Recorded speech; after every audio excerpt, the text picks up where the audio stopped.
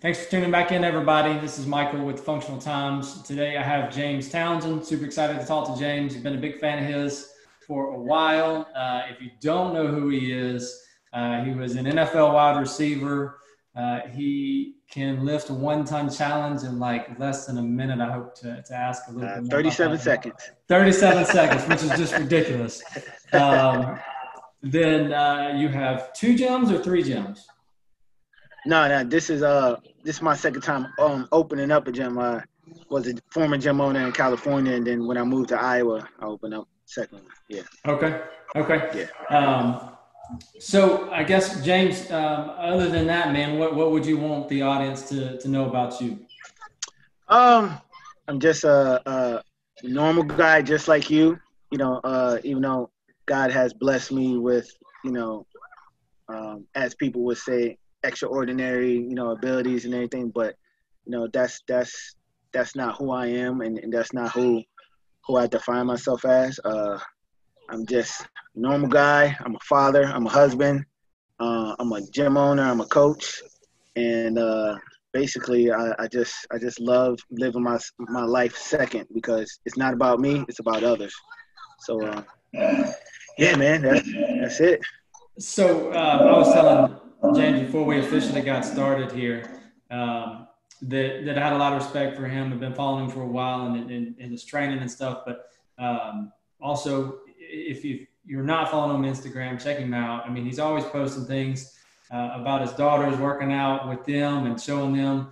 I mean, the crazy strong already, man. I've tried to get my little boy, my oldest, into CrossFit. So he's doing CrossFit Kids and stuff right now. But, Yeah. into training and things. And then aside from that, you're a man of faith, and I respect what you put out there and the way that you try to live your life Absolutely. that way, and being an example for these young kids. Now, aside from having younger kids, you also train a lot of teen athletes, correct? Yes. Okay. I train a 2-time games 14 and 15-year-old Mal O'Brien, Yeah. and then I train Belle Headley. She just won the online USAW qualifying spot for youth nationals in the 49 weight class, and she's 15. And then I have other young kids and everything, but those are my 2 main ones. Okay. And aside from personal training them, is there any other focus that you have as a trainer? No, the main thing is just my athletes that come Yeah. into the gym, and I say athletes. I don't call them members, because if you're coming into a gym to learn CrossFit or Olympic weightlifting and sports performance, you're an athlete. This is not your global gym cookie cutter type training. So, this is to make you better.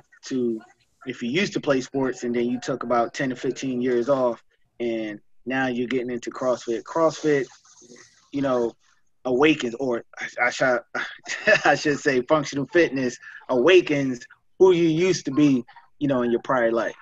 And that's the great thing about doing functional fitness. And also it betters your functionality throughout your day, and so yeah, man, any chance I can get to put myself second and better, the athletes that come into the gym day to day, to make them brave, not only inside the gym but outside. Sign me up. Yeah, man. And so we, my wife and I laughed a couple of years ago when we found CrossFit. We thought we were in pretty good shape, right? And then we got in there in our gym, and man, it was bad. So it's like every time you see a new athlete come in, they always say, I felt like I was in pretty good shape. And then like day one, they're outside puking after the workout's over, whatever. Yeah. And I guess if you're not into functional fitness though, and you're listening to this, it doesn't have to be that way. If you choose to push yourself to that level, then that's fine. But there's plenty of people that come in off the street that haven't worked out at all. And that's the beautiful thing about functional fitness is that, you can kind of step into it from any level. Right.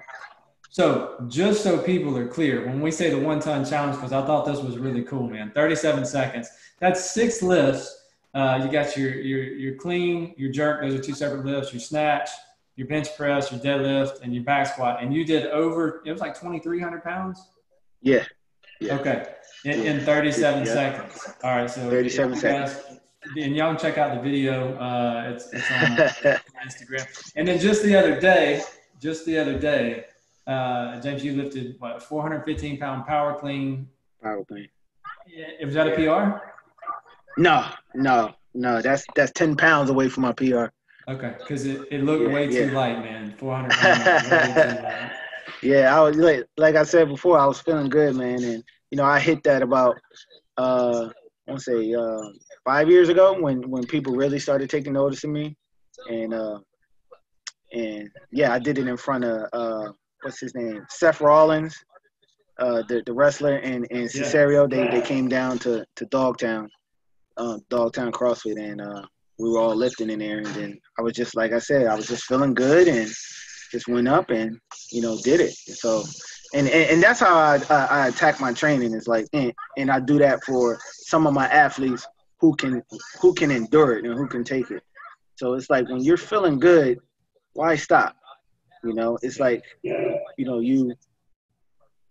For example, for Mal, I love doing for her lifting to keep her strong. I love putting her on, having her do EMOMs, right? And it'll be either 10, 15, 20 EMOM, and I'll have her start at a certain percentages. So let's just say I have her start at 60, and she always say, "Hey, you want me to work up to a max?" I'm like, "Go off of how you feel. You're feeling good." And EMOMs is a great way to know if you're feeling good on lifts. When you get to like minute 6 or 7, you know how that clean and how that jerk is feeling. You know your body. So if your body is not feeling up to it, okay, at minute 6 and 7, just stay there. Stay at that weight. You're not feeling good today. Because I want you to feel good making those jumps and going for a new PR or hitting your max all over again. So, and I was kind of doing that same thing that day. And I was like, all right, I'm feeling good. I'm energized. Let's just keep going up and going up. And I know I could hit 405 easily, and so, but it's just afterwards, when you could hit something that's like 90, 95%, but then taking that extra jump, which is 5 to 10 pounds heavier, you're like, all right, I know I know I could hit 405, but this 415 is going to feel like, but whatever, let's just go. Put all my energy into that lift, and let's just lift it. You're just lifting it. And so. And sometimes for me, I don't know if this is the same way with you, but sometimes for me, it's almost more of a mental game. Like almost if you just start, you keep putting weight on, but you try not to think about how much weight it is. Yeah. If you're feeling good, you lift it. But once and I don't lift nearly the weight that you do, James, let me be clear. But when I get up towards my top end, it's like I know when I hit certain numbers that this is supposed to feel heavy. And so I know if I'm thinking that way, then it always kind of holds me back a little bit, where if I'm just kind of rolling with it and just putting the weight on and try not to concentrate on what it is, but just the technique, then you tend to lift a little bit more. For me. Right. And then, it's just, if you're weightlifting or just lifting in general, if you're trying to get stronger, you should go off for a number that's not your max, at least 5 or 10 pounds over it. So right now I want to hit 200 kg and about 150, 155 kg in both 200 in a clean and jerk, which is 440, and then 150, 155, which is like 330, 340 in the snatch. So I'm working off of those percentages, and then I have to master that 80% because it's all about your 80%. If you can master your 80% every day, because sometimes your 80% could feel like it's 50%. But then on some days, your 80% feels like it's 110%, but if I could master, if I have, 3x1 at 80% of my clean and jerk or my snatch, I at least want to focus on at least making one or two of those lifts perfect, and then when I have that again the next week, all right, this is what it felt like next week. Let's go. Like you said, mental, right? Let's go. I know what it feels like. Then week after that, all right, I'm going to go for all 3 perfect because I've been training this. I've been focusing on just trying to master my 80%. Now I know what it feels like. And then when you go over, like, all right, it's time to start seeing where my numbers are at. Let me see if I could get closer to that 200 and 150 for the snatch. That's why the power clean just felt light that day, because I'm working on those percentages and working on those high numbers that I want to hit when I'm going to a meet. Yeah. So are you still competing? I mean, you're talking about competing there on the weightlifting side. Are you competing still on the CrossFit side as well, ever? Or? No. Okay. Right. No. I just wasn't sure. I know I hadn't seen it in a while, but I didn't know if, like you don't put everything, I'm sure, on social. No, I think I once I started because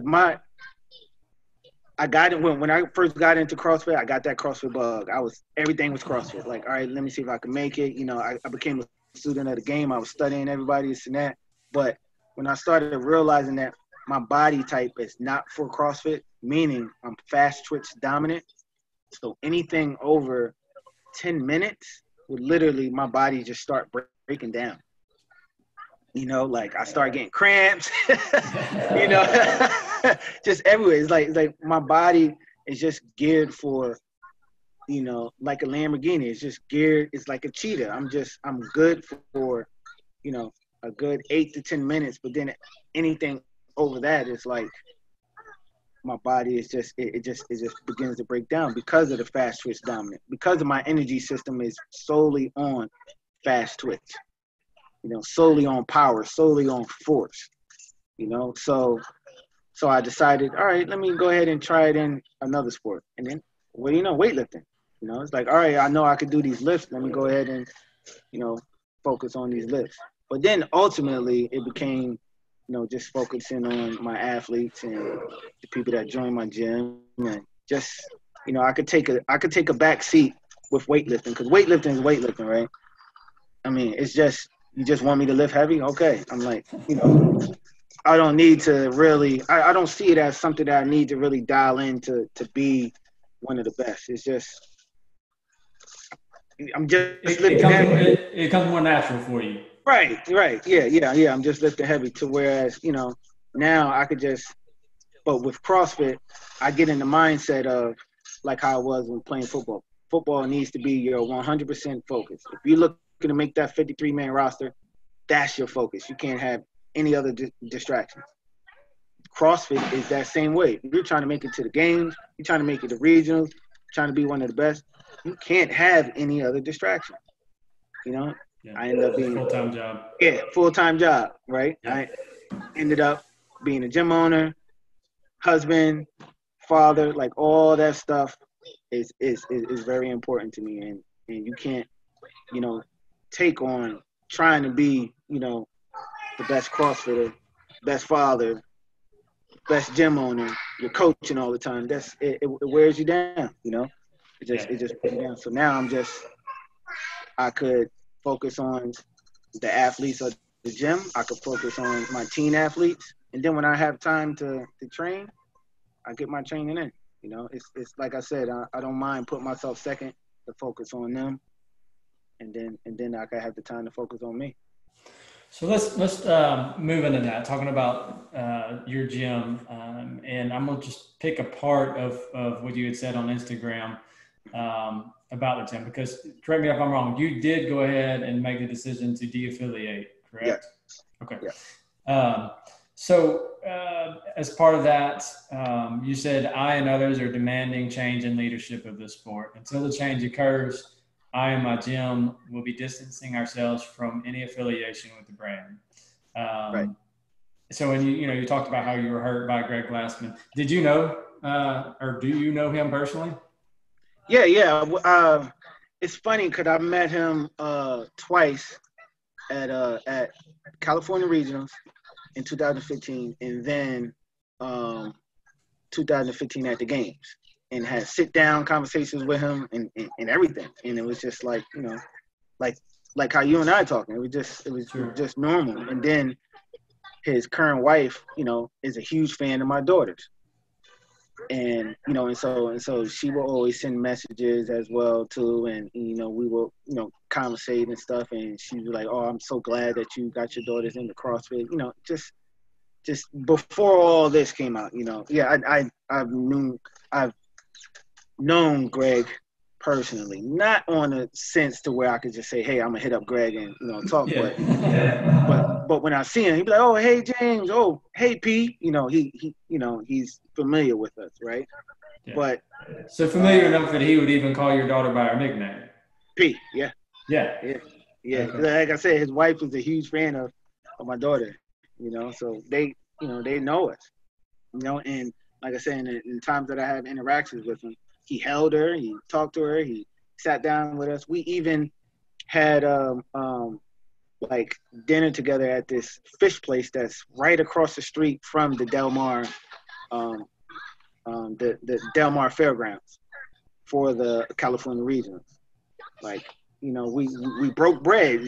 We talked, but I mean his comments not only just hurt me personally, but it hurt me for my community, and people of color, and then to hear him further on talk about it, it stung. And I'm pretty sure those that had, deeper feelings and deeper relationships with him, hurt them more, So leading up to the tweet and the Zoom call and all that stuff coming out, where did you stand on, kind of what people would refer to now as the silence, the where they weren't speaking up about Black Lives Matter or anything else going on really? Right. I mean, it's, when you look deeper into it, it's, I say that I've dealt with a lot of racism growing up, and I'm still dealing with it with my oldest daughter. And I made a post about that yesterday with my oldest daughter. I have a 17-year-old that would be 18 in September, and she's half black and half white, and her family, her mom's side, don't like me because of my skin color. So, and I'm still dealing with that because I haven't seen my daughter since 2013. And I've been dealing with it since the day she's been born. So it's a tuggle, and knowing how I am with my kids now, and knowing that I could have been that father towards her, it hurts. So when I'm digging deeper into that silence of like, when something is wrong, but you just let it slide because it doesn't affect you and it's not a part of your life, you become a part of the problem. Yeah. So one of the things that I heard recently was that it's not enough to not be racist. You have to be anti-racist. Right. And, I've never really thought of it that way, but it's true. And it's a simple way of putting it, right? By not being racist, you can stay silent on things, right? So something, right. You see something, you hear something, of something that is racist, it's occurring, but you go, well, I'm not that way, or he's not that way, or she's not that way. So you kind of let it go, right? But that that's what's really hit me is you're going, no, that's not okay. That's not enough. You have to be anti-racist to where you're willing to step up to speak up, friendships. Yeah, exactly. Yeah. Over what is right. Right. So I tell a lot of people, I'm like, I have a lot of white friends, and even though I've people during the time when I was having my oldest daughter, I was at a Catholic high school. And they found out that I had got a white girl pregnant, that, parents were calling in. They wanted me to get suspended. The faculty and the principals and all them were having meetings about how to handle this and deal with this. They can't let it happen. Like, it broke out into newspapers, and then the lunch ladies, who were all white, wasn't serving me lunch, and I just thought that, I did something wrong. But it took one person who was white, the head lunch lady, to give me free lunch or whatever I want from the time I was a junior all the way until I graduated, and she cursed them all out. So how can I, from other people's hatred, creep into my heart and allow me to hate white folks? I can't do that because not all white folks are racist. There are people who stand up, speak out, call out, and stand up against injustices and racism. Who are white. There are a whole bunch of white people who walked with Martin Luther King. There are a whole bunch of white people who are fighting this fight right now with us, as we see around the world. So people, who are white are sick and tired of it. But I say, if you are my friend and you're white and I'm your black friend, but you have friends and you know somebody that is racist and you haven't called them out, that's that will automatically let me know that, like, wow, like you accept this. You accept what they say and how they feel and they racist ideology. You really don't accept me. You accept their ignorance because you refuse to call them out. You refuse to speak up. So am I really your friend? Do you really see me as your friend? Or you see me as how they see me? And that's where I dig deeper in with, with the silence. It's like, you can't just say, you can't be smiling in front of my face and calling me your friend and we hanging out this and that. But then again, you over here entertaining somebody that that you may call a friend or have a brother or sister or whatever family member, and they feel this way. It just doesn't work that way. Yeah. I think that was well said. And so I don't want to get into the specifics of what was said and what went down, but I do want to know, how did you process it? Like, as soon as you heard things, did you have to take a step back, or was it pretty clear that, I don't want any part of this anymore? Oh, no. It was pretty clear because, okay. I was just an outright affiliate owner in California for 3 years. We just had CrossFit, right? But then when I sold my half and moved out of here and then I wanted to open up another gym, I was like, you know what? I don't want to be a generic brand. I don't want it to just be just CrossFit, right? I want to open up something that's very inclusive to everybody, all the gym goers, whether if you're a global gym, a yoga studio, you're doing CrossFit, Olympic weightlifting, whatever. So I decided to open up a 10,000 square foot gym to where it's called the Brave One Gym, but we have 3 sections. We do functional fitness, we do Olympic weightlifting in the back, and then we do sports performance.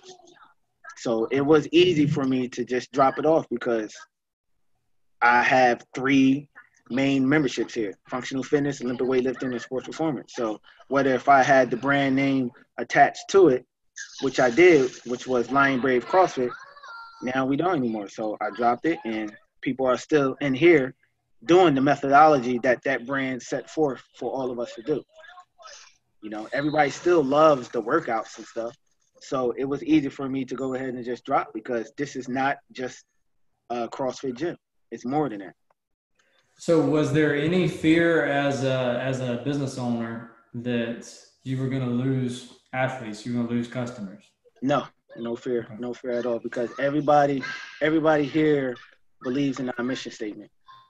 We faith-based first, and my mission is to help you believe in yourself, be brave in yourself, so that you can be brave on the outside. Because if you can be brave doing Fran and get those Fran lungs and feel how your chest is feeling and everything, imagine where you could take that bravery and go ahead and attack your trials and tribulation on what you got going on out there.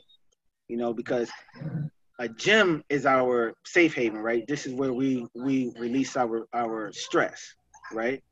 But upon releasing that stress, it takes a coach, it takes an owner, or it takes your fellow gym goers to be there beside you and just have talks with you, or when you're going through the workout, just to build you up, to say, come on, man, you can do it. You can do it. You can be strong. Hey, are you trying RX today?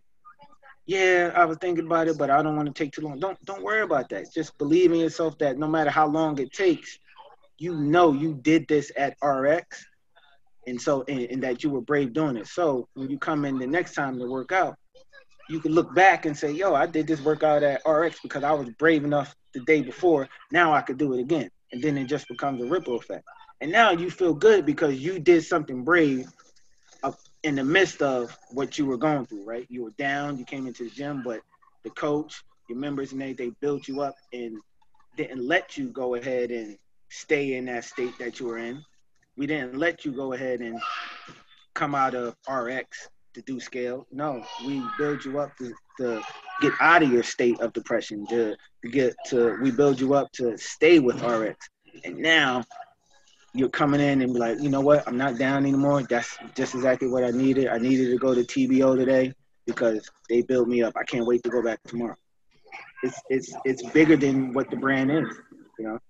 Yeah, and I agree. So our gym owner, he uses that mentality a lot of this may be the hardest part of your day right here, to push through that and to have that mental toughness to keep pushing when you want to give up. You can take that and you can take it outside of the gym. You can take it home and, you know, whatever you got going on there or to your job or whatever it may be.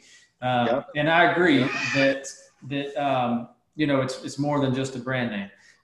So before I kind of move on to the next part of what would it take to get back, I'm curious. So when we say it's more than just a brand name, and we've heard that a lot, or seen that a lot in that, you know, it's about a community. It's about,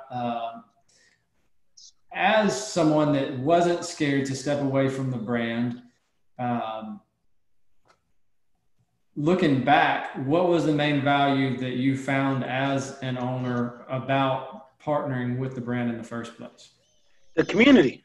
Yeah. Big time. The community. And I'm pretty sure, you know, I'm pretty sure you probably had some feelings when they took away regionals. They took away regionals because regionals was huge about the community. Gyms were proud to have, you know, Michael represent their gym at regionals. You know, members were proud to go ahead and go to regionals and support you at regionals. It's like the gym was proud to have a regionals band up there because, you know, it's one of their own. You know, now it got away from that when it became about the sanctioning because it became more about the elite athletes. You know, they gave a chance to where the elite athletes can go to as many sanctioners as they want. If I didn't qualify here through the Asbury Park games, I could go to Granite games, or I could go to Wadapalooza, and it just keep on, you know, it just keeps going and going and going. And it got out of the whole community realm. They stopped sharing gyms and normal gym goers on Instagram and Facebook. People cared about that. Yeah. You know, people really cared about that. And then, like I said, the whole regional aspect, they got away from what really made CrossFit, and that was the community. People loved CrossFit because of the community. You know, we are the ones as the gym is making CrossFit big. You know, because we're bringing awareness to the state, to our to our cities, to our community, by bringing people into the gym and saying, hey, this is CrossFit, this is what it is. You know, we building our own community and then broaden it out and then put money in their pockets. You know, we put money in their pockets because people are buying their gear, people are going to their games, people are going to getting the certifications and you know, going to the level 2s and level 3s and the gymnastics and the weightlifting, and then also going out to the games and then signing up for competitions and stuff. But then again, as affiliate owners, we paying them the $3,000, and then that's it. You know, we get an email saying, hey, your payment is due, you know, June 11th. Got to make that $3,000 payment, and then they'll send, oh, thank you. But then don't send a Christmas card. You don't even get a Christmas card. You don't even get a 1-year anniversary by saying, oh, you've been with us for 1 year, thank you. They just take your money and then that's it. Yeah. You know, and that's probably coming from, you know, frustrations of, you know, talking to other people, you know, before I even started, you know, CrossFit in 2014. It's just they had the same frustrations. Like they don't care about us. But everybody loved the community aspect of it, of, the regionals and then going to the games, like that's when CrossFit was at its highest. But when CrossFit changed and it stopped making it about the community, what happened? People just start dropping off from the open. You know, remember how they used to make the open a big deal? Yep. You know, we do that anymore. Like, you know, this past year we had the open in the gym. You know, we had people pay the gym, and then we had the coaches. I got 5 coaches plus me, so we had 6 teams, and whoever had the best scores at the end of the open, they get the pot.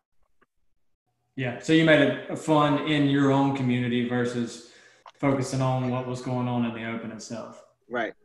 Yeah. Right. And I think last year we did something similar to where we had our own in-house competition. Yeah. Because a lot of people weren't signing up for the actual open. Right. We made shirts and you know, all that stuff. And yeah. So in that post, the original post that you had made about de-affiliating, you said unless there was change in leadership, and we briefly mentioned this before, but there has been a change in leadership, at least at the CEO position. So when that happened, was there any kind of reconsideration or, okay. So if there wasn't, so let me ask, what would it take for you to reconsider, or maybe the other people that you've talked to? I assume you've talked to other affiliate owners that have de-affiliated. Yeah, I got a small group chat going on with some guys that are, you know, elites in the CrossFit, and you know, the CrossFit community and who are athletes, and you know, we just all just trying to put our heads together on like figuring out what would be best to be more inclusive for Blacks and people of color. You know, the leadership did change, but I didn't see any leadership of saying, you know, acknowledging that there is Black lives, that Black Lives Matters do matter. You know, that Black lives does matter, that people of color lives does matter. There was no leadership in saying, all right, we're looking to bring such and such on who is Black, who is this, who is that, so we could have them on the board, a seat at the table to help us understand why people feel this way. Instead of making up a whole spiel, which I think was very painful to read, because they said, you know, there's people of this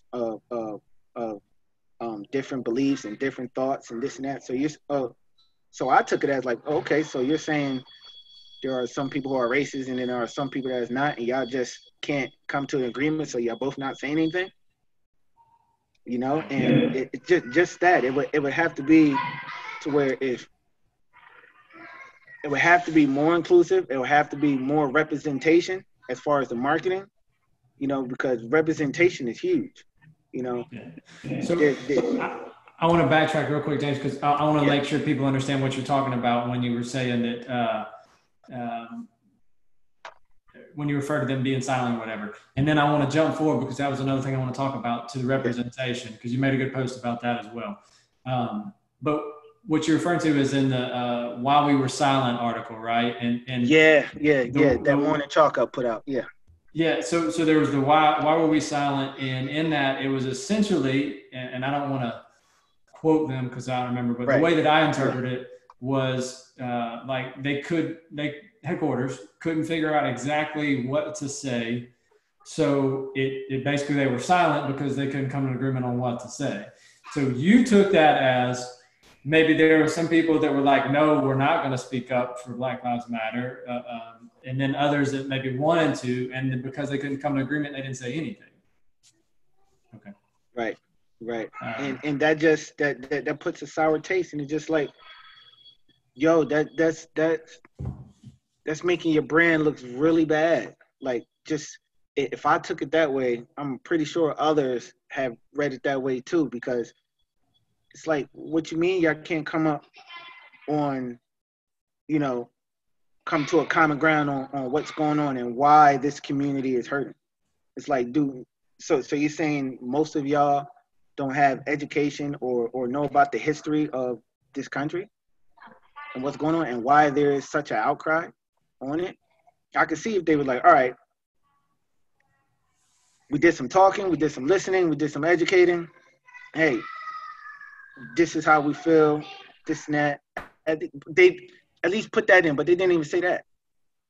You know, they didn't even let us know that if they're educating themselves or if they are part of the movement of listening, learning, and educating and having those conversations. Right. You know, and this is a sensitive, sensitive time, and yes, there's going to be a lot of people that's going to take what they say to heart and be very sensitive towards it. Am I one of those? Yes and no, but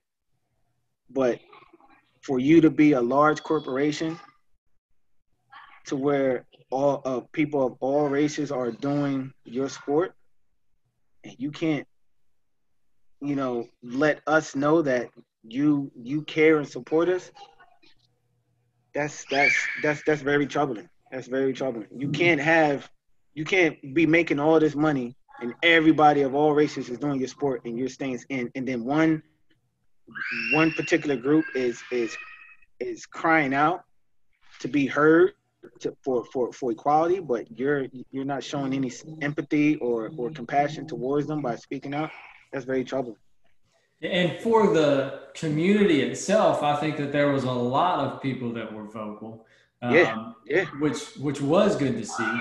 But you're right, from the top, there was more silence. right, right. And I don't want to come down on them any harder than Yeah, you yeah, know what we yeah. have to. Again, I don't. This is, to me, this is not about trying to knock the headquarters or to bash them. This is about um, why you decided to de-affiliate, Right, and what brought you to that point and what it would take for you to get back. So right. representation, that's something else that you said really well, that if people didn't see it, I want them to hear. So you said that's what's missing in the community. And it was a post of Chandler Smith. It's like a promo, I guess we would say, for Rogue Invitational. And you said, this is what's missing in the community: representation of those that look like us. Take a look at the four major sports, and we're talking about NFL, NBA. They have marketing representation that they share, which kids who are Black or people of color can see and say, hey, it's Chandler Smith. I want to be like him. I want to do CrossFit. But, and you even go on to say it doesn't have to be like a Black Games athlete. CrossFit can showcase across the community. And so basically what you were saying is, like, if I'm a young person of color and I look up to the sport of CrossFit, I don't see people that look like me that are being marketed on a regular basis. Like if I look, let's say same scenario, and I'm talking about the NFL, I may see Cam Newton, or I may see, you name the athlete, and you're going to see representation from all different races and ethnicities. But you're saying we don't see that much from CrossFit, correct? No, yeah, right. You don't. I mean, you don't see it. I mean, you're there in my gym. It's me, another African American male, and then we have a Mexican female and a Mexican male, and then the rest is predominantly white.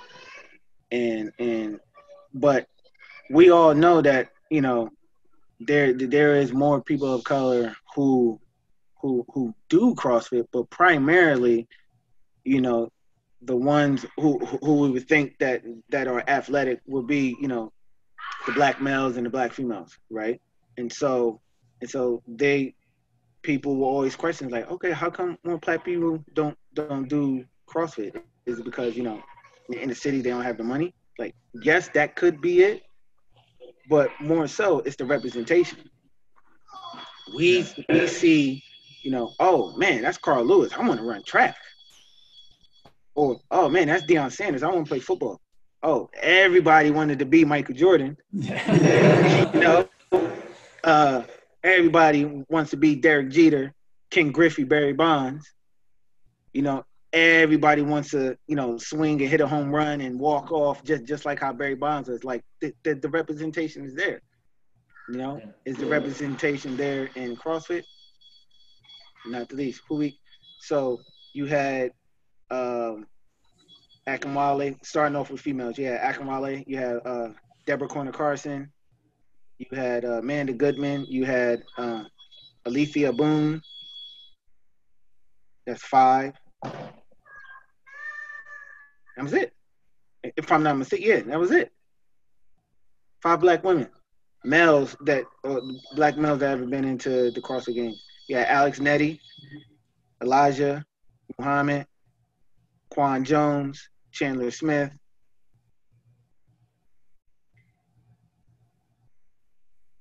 That's it, right? Yeah. And that comes with performance. But when you talk about blacks or people of color doing CrossFit, who they always see, they see, a white male or a white female. The representation. You go into a store, Dick's or a Reebok store or whatever, they'll see a white male or a white female.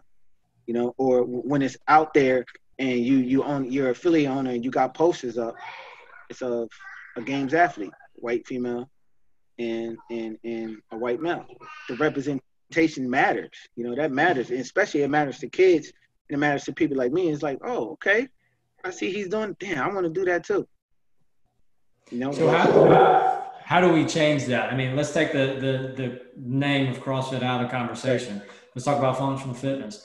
Moving forward, how do we change that? The marketing. Just like I said in the post, we can't just it's a big deal for CrossFit to do it. They have the money, they have the larger scale, the media and everything, but we have to do it too in our gyms, and on our social media, whether if it's, even if you don't have those athletes in there, you could take from, there's a whole bunch of pictures of Elijah and Quan and or me or Chandler and all. You could use those. You could use still shots. You could take and branch out to those to that group that you want in your gym. If you choosing to be diverse, if you want the diversity in your gym,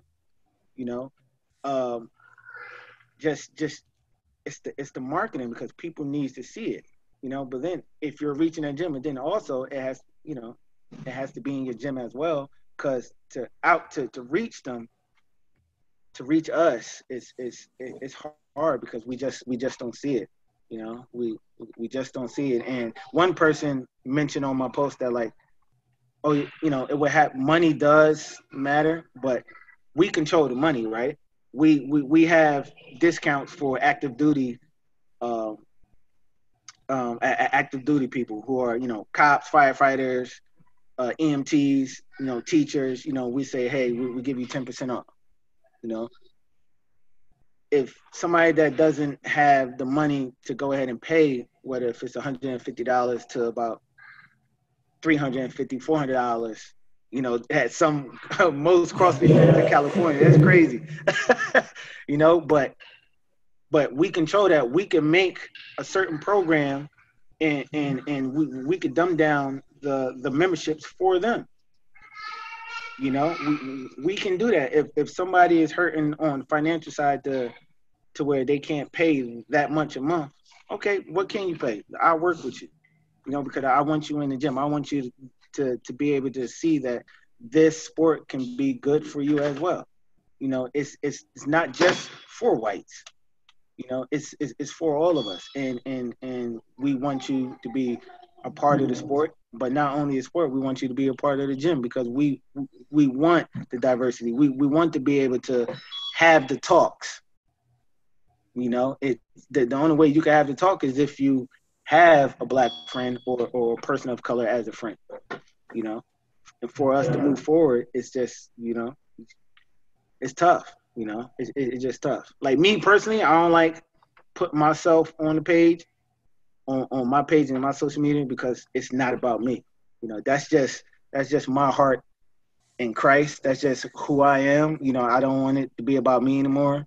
It's never about me. But if I need to start doing that to reach out, to make my gym more diverse, then I guess I would have to do that. I just don't want to be, Yeah, you don't want to feel like you're just self-promoting, and I get right. that. Right, right, right. No, I understand that. So, stepping back in the bigger picture, how do we? Because I think that the community is fractured right now. And let me ask that before I move on. Do you hold any ill will to affiliates out there that have not de-affiliated? That's a good question. I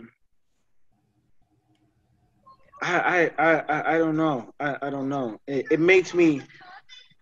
I would say no because after I've been having a lot of talks, like personally with people, having out those uncomfortable conversations with people, and just digging in and hearing their background because in order to understand where people are coming from and where they're thinking, I need to know their background. You know, Yeah. it's all about building that rapport, right? For them to understand me, they got to know my background, where I come from, and then they could go ahead and put it together, and vice versa. So, so when I look at it, it's just like you know, most white people that I talk to have said, where I'm from, there's no black people, there's no brown people, there's no Mexicans or whatever. I've never had a black friend. I don't know. You know, I can make the case for them that like, wow, like I could understand that like where they're coming from. Where do And they live? Where do these people live where there's no people of color? I'm just being real. yeah, no, really, right. I know when they say that to me, I'll be like, wow, because my wife is from a town in Northwest Iowa. It's like 1,500 people. And there's people at my gym who's from a town that's like from 700 people. Like these small towns, Yeah. and the way they are raised and the way their environment is to where what they grew up around is they might not feel as if my situation impacts them.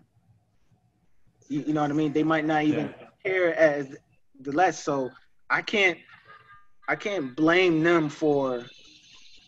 I can only half blame them for not de-affiliating, but I can't. But the other half, I can't blame them because maybe they just don't they maybe they actually just don't get it.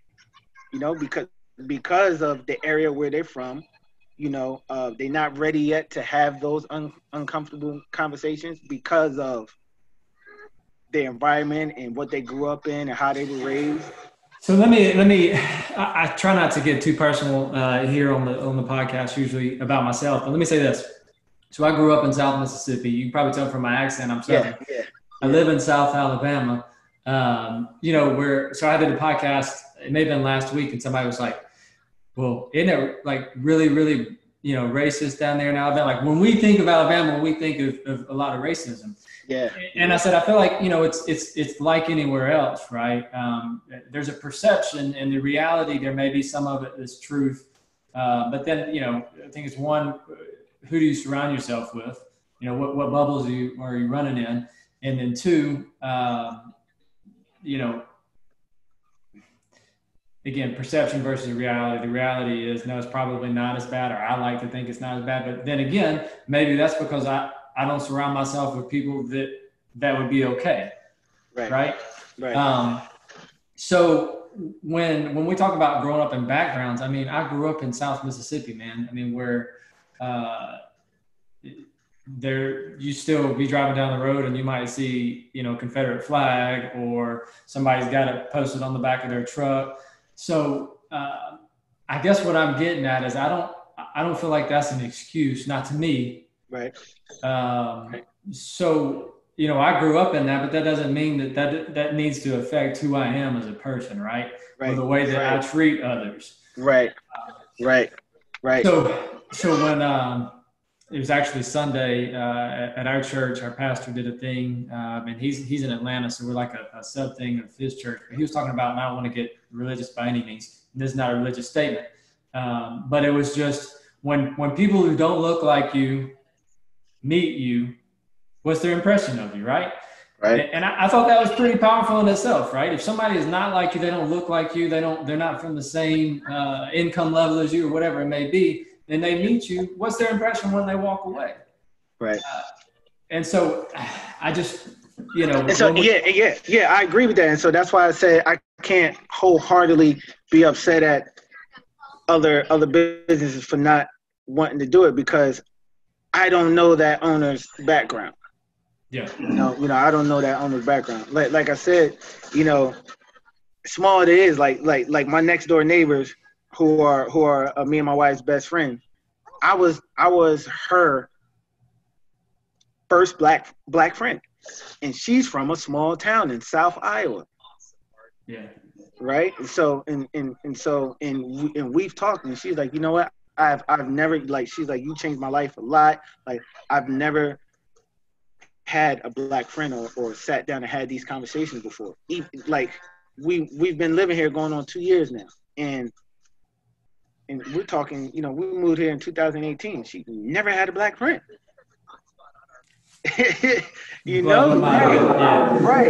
Right.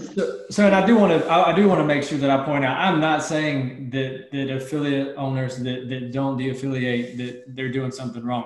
That's not what I was trying to insinuate. What I was just saying is, me personally, I don't think that growing up in a certain situation or environment or region or whatever it may be should necessarily impact how we feel on the subject of what we've been talking about. So for those affiliate owners, for example, ours, I have my hat on. So, we currently are still affiliated, and our owners had sent out an email and just kind of talked about a little bit to where they're at. And I support them. I know their hearts. I know they're good people. I don't think that there's a drop of racism in there. I don't know whether they're going to de-affiliate or not. But I don't hold any ill will. If it was me, well, I won't go there because I don't own a gym. But I'm just curious, you as an affiliate and where you're at, how you felt towards them. So what I was getting at was the community itself is what we both talked about, where everybody talks about and so forth. So how do you think we bring this community back together? Well, CrossFit would have to. No, I'm not talking about CrossFit now, James. I'm just talking about the people. The people that make up what under the CrossFit umbrella, if you will. Well, first we would have to have those conversations, outside of our gym, with people that we don't know, with people that we do know, that we never had the race conversation with. And also with our members, we got to go ahead and ask them, like, hey, have you, had a chance to talk to anybody? Because, clearly, the elephant in the room is got to have a conversation with somebody that's black or a person of color, and so we can all understand and make our future better for the next generation and our kids, right? Yeah. And so, because plenty of other people message me and say, you know what, my gym hasn't made a statement, and I feel I don't feel welcome there because they hadn't made a statement, this and that. That's where I feel as if that, like, members, the community, us, especially the members, the athletes, they need to have this talk with the owners, have this talk with the coaches, have this talk amongst their other counterparts. Talk about it so everybody could come to an understanding, because clearly, like you said, where these people live, people just don't know. It's either they don't know or they don't want to know, and they don't want to change. But it does, man. Just like how it starts at home, it starts with us. It starts with us at home to educate and raise up our kids the best way we know possible, instead of waiting on somebody else, like the school system or the government or whatever, to help us move forward. No, it starts with us. So it's like you said, it starts with us as a community to move forward, to come together and move forward. We don't need CrossFit to help us move forward, even though I would like for CrossFit to go ahead and put some diversity in the headquarters, to make to ruffle the feathers to make a change, because clearly they need some education, you know, or somebody to be a moderator to have or a mediator to have to come to a common ground, you know, because our community is fractured. You know, people of all different beliefs that believe, you know, the right side is better or the left side is better or the middle side is better. Like, I don't have a side. You know what I mean? My side is not right. My side is not left. I don't get all political about it, but it just comes down to what is right and what is wrong. You know, and if we could have those talks amongst each other and say, hey, let's do this, because if we do something right and it's for the community, then another gym like the Brave One gym would see like, okay, I want to do that too. And then it just becomes a ripple effect. Yeah. And so we're not necessarily talking about de-affiliating. What we're talking about is addressing the issue. So whether you stay an affiliate or not, you know, having those conversations with your athletes. The issue is still, you know, the whether or not of saying Black Lives Matters or sticking up for our black and brown brothers and sisters, right? Because clearly that's what the issue is, because everybody is deassociating themselves from CrossFit because the higher up made a racial statement, right? So we don't want to, you know, hide from that. It's just about, hey, you know, certain people just don't understand or don't get it. You know, they want to learn, they want to listen, they want to understand, they want to, you know, they want to educate themselves. So the only way you can is by having that conversation. Yeah, got to have that conversation, and that's the fracture. It's the fracture in our nation too, right? Yeah, you're right. I mean, we're talking about our CrossFit community, but really we're talking about the nation as a whole.